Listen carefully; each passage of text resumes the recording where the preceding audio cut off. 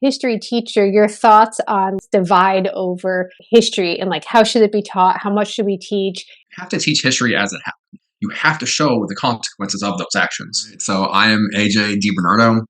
I am just a random stranger that Danielle met like 35 years ago when I was born. 35 We years are cousins. Our mothers are sisters. I live in Dallas, Texas. Our Grammy is Marion, Yeah. who the whole world knows about now. Yeah. Both of our dads are the ones that are bringing in Italian heritage. So, like we both have that. So like we have like such a similar like mix. I mean, how many times have you thought about the Roman Empire since we started this conversation? I have it. It's tattooed. I every day. He's like, I will not forget. Yeah, I mean, history is amazing, and we learn a lot about ourselves and humanity in that process. You know, one of the first things I tell my students is to enjoy history, you really have to just see it almost as a story. It's not Disney. So you are a history teacher, and you're also working on your PhD right now. So you are now the sensei. Like you have surpassed it. Can you just share a little bit about why you decided to do that and what you're focusing on? I love history. My bachelor's is in Roman history, ancient history. And so after I got my master's and started to realize that there's a lot about American education that is wrong. It shows how the New England-based history was broken from the moment they started it, but they were the only ones that actually kept up a systematic schooling education system that was based on Christianity and religion. But our school system is based off that, and it was already broken because it came from a European standard. Only the wealthy could attain education through slaves. Oh, you're getting right in there. We're getting right in there. Right in. So there is something that I don't know if I sent this to you. I probably should have sent it. But so you're technically, I'd say you're from Texas. Like you guys are Texans at this point. Yeah. You are in Dallas. Uncle Danny, I got access to his ancestry records. They're letting me like manage it so I can keep an eye on it. And one of the communities, like a community on ancestry, basically means so many of your family members are from there. You get like a section. And one of them was San Antonio. Like that was the community with San Antonio. I was like, okay. That makes sense. Like that's like I was expecting like old school names. I'm like San Antonio. Oh, like our family has such deep roots from Texas. Growing up, I always said, you know, I don't know why I'm learning Texas history. I don't know why I'm learning American history. Our family didn't get here until start of the 20th century. You know, we didn't have anything bad. We weren't part of the Texas Revolution, Mexican conquest, any of that. And so looking back now, I'm like, man, all the stuff I missed out on because I wanted to rebel. We have ancestors who literally fought and created Texas, gifted a city land. Like, it means so much to me now. I use it in my teaching. Crazy because Texas is the only state that teaches its own history, really, because I teach 7th grade Texas history. So, like, it's required to learn it.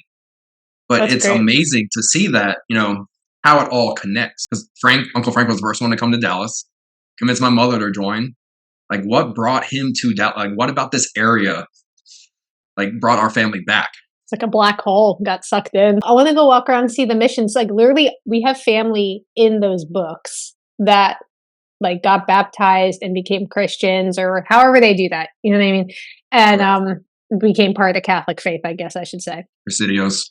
Missions, yeah, and it's just totally wild to me. Tell me about what your mom told you about like her ancestry or her heritage, because we haven't really touched on your mom really. Like she hasn't made an appearance yet. Always, we were French Cajun. Cajun. You heard Cajun? Yeah, we like because I was told Cajun, French Cajun. I mean Irish, obviously. French Cajun. I don't totally understand the difference between Cajun and Creole. Like I'm not going to pretend if I say something, like people are going to jump on me and be like, I don't know. So what did that mean to you? What does French Cajun mean to a kid born in New York? I was always like, I'm Italian Irish. I didn't even touch on the French. I didn't even touch the Cajun. Interesting to know that we had that part and such a significant part of American history, such a significant part of the creation of identity and cultures. To know that was within me in a sense. For me, it's beautiful that we're finding this out. And because of your work, because of what you're doing. I feel like you and I have this shared love. I think it's this people's stories. And like, I would so much rather hear stories from the everyday person going through a historical event. And I feel like that's a thing that is like really lacking in school, because I just remember having like the big textbook with the bolded words and you memorize the date or whatever, but you don't get a sense of like what was it like real people were there. So what are you guys studying right now for Texas history? Well, I mean, you know why like Oklahoma has that little strip of land above the Texas Panhandle, Mhm. the Missouri Compromise, because of anything lower than that, the 3630 could have slavery. Texas technically extended past that 3630 parallel, so they gave up all those acreage of land to be just below that 3630 parallel, so they could keep slavery. Texas did? That's What why year was Oklahoma has that? that strip. It would have been after Texas became a state, so probably So that makes 1846. so that makes sense, because it was crazy the about face after they became a state. It was like all of these men who, I mean, like some of them are on the monuments because they were like considered heroes of the republic, but they were black or whatever.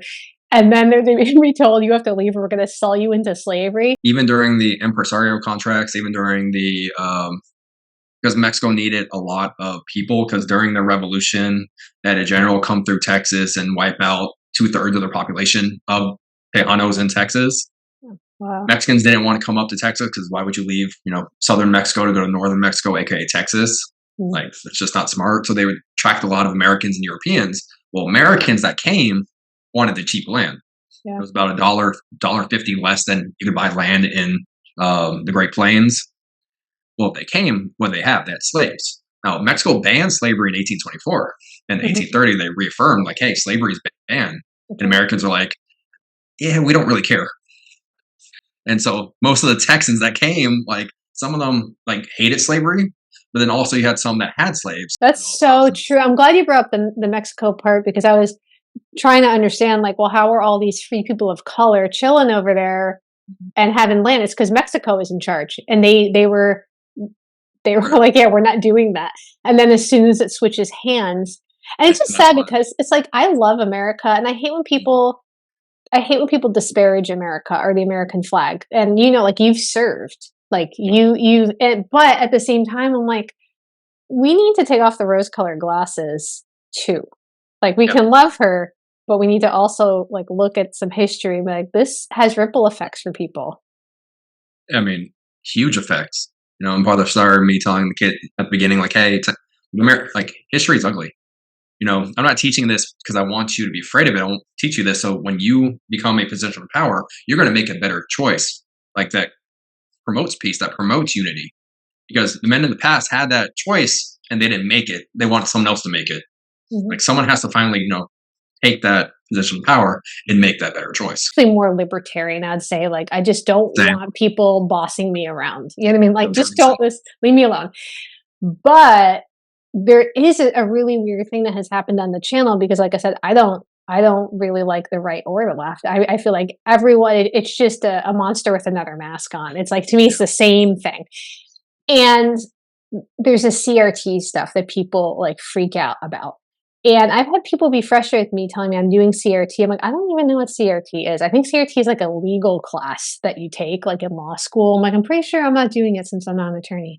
But I think I would love to just hear, as a history teacher, your thoughts on like this divide over the history and like how should it be taught? How much should we teach?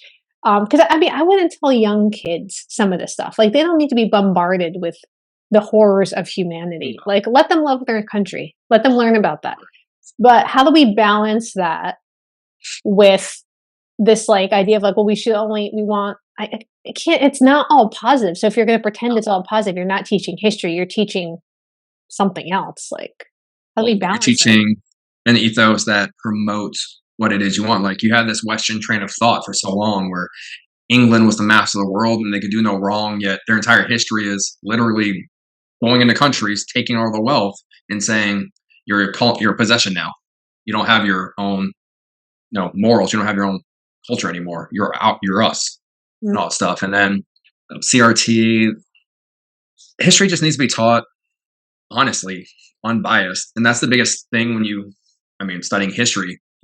We all have cultural biases. We all have personal biases. And when we start talking about the history we like, those biases come out. You have to teach history as it happened. You have to show the consequences of those actions. If you don't show, like, what happened prior. You don't build that backstory. You don't show why, like what choices they probably could have had and the choice they did make. Well, then you don't know the actions and the repercussions because you tell a limited story. That just gave me chills. I feel like you just put that into words so perfectly because that's how I feel. Like we need the context. Like that's how I even got started doing this. I'm like, I'm studying our family, but I'm like, I don't understand. Like I don't understand why Lola did this. Why would you? Because I'm like, I had a totally different experience growing up, and I'm like, okay, I need to understand the concentric circles. And it's like you can't understand anything without having the backstory. For her to go to the north to become wealthy, her family probably thought she was wealthy at times, was living well. Like she doesn't want to because again, that's a different generation. You don't, you know, you don't come crawling back after your failure. You hold your head high and you keep going. Like she was an incredibly strong woman. And the fruits of her labor showed off when her family, you know, everyone exploded in a sense. Like we all start to do well. Everyone was living well. Like you'd see those final pictures of her. Mm. She's smiling. She's relaxed. She's calm. You know, in the 70s, near with everyone around. She's seeing that all the struggle she did paid off. Mm. And so that's why she did what she did, because what kind of life does she have available in Louisiana? But it's like so hard too because I think in some ways I think she. I mean, this is where I'm like, I think she did the right thing in a sense, but it's like there is always a cost. Like every choice is like you're opening a door and you're closing another, and the door that got closed is, well, a lot of it we may not know what that looks like, but we know some of it, and I don't know. I think that's the tension of studying the history and story where I'm like, well, what would happen if we had taken this other door? Or what are the reasons why she, like you said, like, what are the reasons why she may have taken this door? And trying to figure all of that out. And I don't know. I feel like this is something like our culture is just like the microwave generation. I saw recently, like people like to do shorts and TikTok, which I hate all of it, but it's that people don't have the ability to focus for more than just a couple seconds at this point. I mean, I teach a lot of those kids. I get it. Most people I meet or talk to is like, oh, I never really paid attention in history class, or his class was so boring, this and that. And most of the time it's a coach. I mean, I'm a coach, so it is what it is. But coach is teaching it just because they have to teach a subject and it's the easiest subject to teach. I teach. I don't use my book. Like I hate using the textbook the best I can because it's a prefabricated story that leaves out so much. Again, you have to tell that context. Even in Texas history, like I talked about a very tiny rebellion that happened. It's called the Fredonia Rebellion. It lasted 44 days. Like it didn't do anything impactful in Texas. But what it did do is give the Mexican government reasons to believe that Texans weren't supporting Mexico, which then ended up had restrictions, anti-American, and then eventually Santa Anna comes to power. Stephen F. Austin goes to jail. Like obviously I'm skipping a lot. Yeah. But even that small, tiny rebellion, like the smallest infraction because one white man gets upset he didn't get all the land he needed, has huge impacts. A lot of little things add up. I also use my military experience because doing civil engineering for 10 years in the Air Force, you know, if you want to build a building, if you want to build a road, you don't just plop asphalt or concrete on top of it. You have to take out feet of dirt, add the materials, but you don't just add it in the clumps. You got to do small little bits. Those small little bits add up to give you that stability to be able to build a building on top of it later on. It used to kill me because it was so slow. You know, it's the same thing with history. Obviously, I can't teach every single grain of sand, but as long as I teach enough clumps, you get that foundation to why stuff is the way it is today. That is so like why Texas insightful. It is because, you know, Texas requested to be part of the United States in 1835. Andrew Jackson said no. Why? Like Andrew Jackson had all the reason to say yes because of the type of president he was. But then it goes to show, like, had we joined in 1835, what would have happened to us? You know, all this stuff. Like, it's so interesting for me. It is so, like, I feel so excited hearing it. I feel like you definitely found your calling. Like, you definitely did. And I feel like we are on the same track. We talk about Andrew Jackson for 1 second because this is my favorite. This is my favorite story. This is the best one. I know you already know, but I don't think I've shared it on the channel. I don't know if I have. But Uncle Danny is our Grammy's brother, and he's still alive. And we call him Uncle Danny. He's technically our mom's uncle, but that's not how we did. One time he was over my house for a completely random thing, and he called me over. And, you know, you're like, okay, what is it? And he just wanted to tell me that he keeps his $20 bills upside down in his wallet because of what Andrew Jackson did to our family. And I was like, Native Americans. I was like, because of what he did to our family. And I'm like, Uncle Danny, like, what are you talking about? The Creek These War. are the things where, like, later on, Yeah. I'm like, okay, he heard something and it affected him so much that you have this 80-year-old man at this point now keeping his $20 bill upside down because he hates Andrew Jackson that much. Just a slight Andrew Jackson, yeah. I'm like, there's a lot of stuff that we let go, and I'm like, I want to know, like, what caused you to do that? Like, what is that? I'm It was telling because you of the what. Indian removal. It was definitely because of like the Trail of Well, Tears, but he Native, like didn't have the details, you know. well, Andrew Jackson hated Native Americans, 100%. Even those that were already assimilated into American culture could not live within American borders because Allowed to be Americans. correct. But I mean, even during the War of 1812, we're fighting the British. Andrew Jackson takes a militia and fights Native Americans. Like he has a scar on his face because of a British officer, but he's fighting Native Americans. He hates Native Americans and all that stuff. And it's crazy. Like he displaced thousands. I mean, the Seminoles in Florida like had it bad with him, but we gained Florida because he invaded Florida to go after Native Americans. Like that's a whole crazy story in and of itself. House is here. It's called the Hermitage. It's He's probably like that's right. 30 minutes away. I took my kids there. It was like a scouting mission. I wanted to see like how are they handling Andrew Jackson? Like I just want to because Uncle Danny made me like really intrigued. I'm like I have to understand. Yeah, I'm like what are they doing? And it was handled, I feel like so poorly. I mean, obviously, it's people are complex and there's nuance, but I feel like sometimes you look at people's big decisions. I'm like, yeah, I wouldn't have done that. That was bad to do. Like, I don't know how to justify what you did. And I was pretty surprised. We went like 2021, and I was like, yeah, I don't think this got handled well here because I had like the little movie in the theater you watch before you walk around the grounds and stuff. And also, I got in trouble there, which I was like an additional slight. I didn't know what he did, but they have. We were in the original house, and they have like these special carpets on the grounds, and you have to stay on the carpet. They don't want you touching the hardwood floor. But like, I was turning to go to another room, and the back of my heel was in the air over the wood like this much, and a guy yelled at me. You're Native American blood. He was not. I was like, Jackson strikes again. Like he's a savior in New Orleans. He did amazing things for America. Without him, there's a good chance we wouldn't have the country we have today. But yeah, he did a lot of evil. It's hard though because there's so much intermingling, and I think that's the thing where the CRT is. And I think it feels to me that I agree with both sides. Like, yes, America's a beautiful country because we have the opportunity to have these conversations and change things. Like you can't do this everywhere. No, I'd be thrown in jail, right?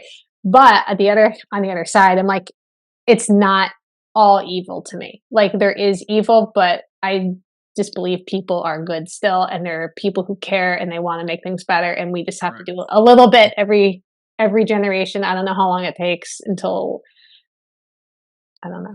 What would you say you hope is different maybe for as a teacher, especially, and you're a teacher and a dad, for the next generation? Like, what do you hope is the little bit better that our kids get to have? I mean, he joined the military. So like some of my best friends are going to be people from completely different walks of life that I never would have met in my normal everyday day-to-day. You know, you learn who they are. You realize you're a human. They have the same struggles. You know, when I was on exchange in Italy, saw the same things. When I went to New Zealand, same things. Uruguay, same thing. Like start realizing people are people. For the future generations, I really hope that they start realizing that we are all the same race. We're all the same human. We all stem, whether you're believe in science or religion, whatever, like we all come from the same small little core of the same area and expanded outwards because humans are explorers. I think our issue is we've stopped exploring, we settled down, you know, idle thumbs cause issues. We're too bored.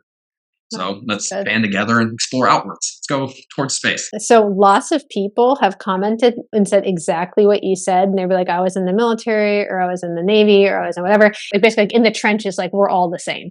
Like there isn't this, you can't have this division like you do as a civilian out there. And if you start bickering between each other, well, you're never going to attain your goal, what your objective is, your mission.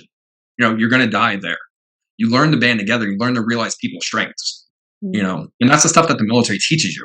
And that's one of the greatest things I'm grateful for from the military. I just think it's such a relevant thing. And I can't believe the bickering back and forth of people, this arguing over the history and just hating each other over it. I'm like, hold on a second. the history that you're hating your neighbor over is a history of you hating your neighbor over the history. I'm like, this is too meta for me. Interesting, because all of a sudden now people are going to have these expertise, but when you talk to them in normal conversation, they're clueless. They haven't the slightest idea, the slightest grasp. And I'm sure there'll be a CRT fight, but that's okay. I think it's good for people to have spaces to talk. That's something Grammy said. This world would be boring without different opinions. If everyone was the same. But I love people that have different opinions. Because again, somebody that grew up in a different part of the country, different scenarios, they're going to have a whole different understanding of this world than I will. But I love talking to people who have a different experience. Because that's something that as I get older, I may never have. I may not see it in a book. Most of our conversations now just turn ugly. They do. I feel like that's so good. Like, we don't know how to converse. I did a video with someone that is pretty, I don't know how to say the word. I mean, he's been banned from YouTube, and I don't agree with all of his stuff. I would disagree with most of it, but I just was like, it's important to model how to have a conversation and to hear things you don't agree with and just let someone finish their sentence. I'm like, can we just do that? Like, some people were angry with me for even having a conversation, or angry that I wasn't getting angry.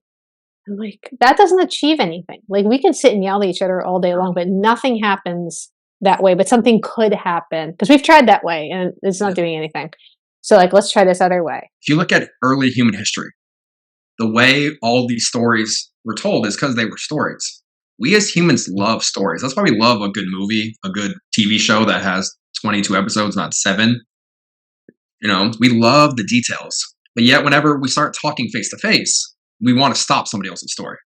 We don't want them to continue because we're told to tell, like, hey, if that doesn't agree with us, then we don't need to hear it. I mean, all students learn, all the Greek tragedies, the comedies, the Roman story. Like, we learn these stories. Why? Because they were so good that they've been embedded in time. And yet we still can't tell a story today.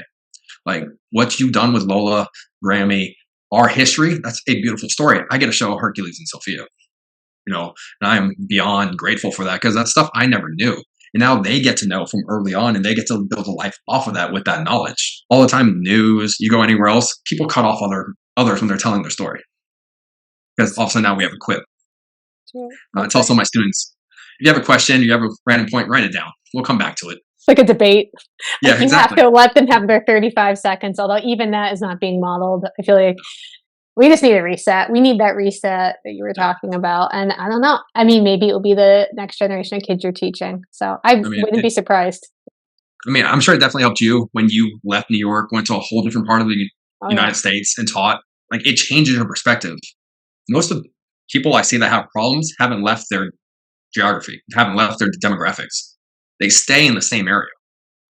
Like, humans need to move. We need to experience. I think that's true, because I think, there's issues that you would write off somebody else's issues. You're like, it's not that bad because you're not in it. But when you're like boots on the ground with people and hearing things from other people, like you're saying, we love hearing people's stories, but if we don't let ourselves, those stories can't penetrate us. Like, you have to be there to be told. Like, you have to be there with someone to hear it. And I do think they can change everything. I just really do. I don't know how. There's like a little bit of magic in there that happens, but you can see when it's happening. But yeah, for some reason, like, we don't have the time to hear it.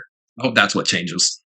We listen to more stories. I'm trying to buy land near where all stuff. So I found a few good properties. I'm hoping by next summer I'll have the buying power. So you're trying to buy land near where our ancestors were in Texas, where they had land. Like, when you learn about Texas history, you only have a few cities. San Antonio is one of them, which makes sense why most people of our family lineage is there, because that's the largest city in Texas for the longest time. But I want to do it near Nacogdoches. It's only a few hours from Natchez.